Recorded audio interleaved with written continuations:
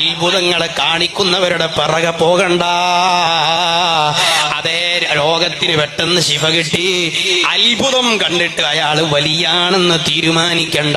ശരീഅത്തിന്റെ നിയമം പാലിക്കാത്തൊരു മനുഷ്യനും അവന് വലിയാകാൻ കഴിയൂല. ഇസ്തിഖാമത്തില്ലാത്തവന് വലിയാകാൻ കഴിയൂല.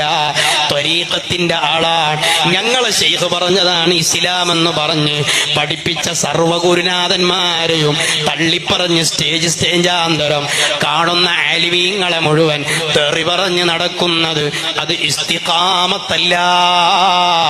അൽ ഇസ്തിഖാമത്തു, ആ ഇസ്തിഖാമത്ത് എന്ന് പറഞ്ഞാൽ അല്ലാഹു തആല എന്താണോ കൽപ്പിച്ചത് അത് ജീവിതത്തിൽ പകർത്തലാണ്. ഗീബത്ത് പറയൽ അല്ലാഹ് കൽപ്പിച്ചതല്ല, ആലിമീങ്ങളെ തെറി പറയൽ അല്ലാഹ് കൽപ്പിച്ചതല്ല. പോകട്ടെ, ആലിമല്ല, ഉസ്താദല്ല, ഒരു സാധാരണക്കാരനെ ചീത്ത പറയാൻ പാടുണ്ടോ? ഒരു സാധാരണക്കാരനെ മൈക്ക് കെട്ടി നിസാരപ്പെടുത്താൻ പാടുണ്ടോ?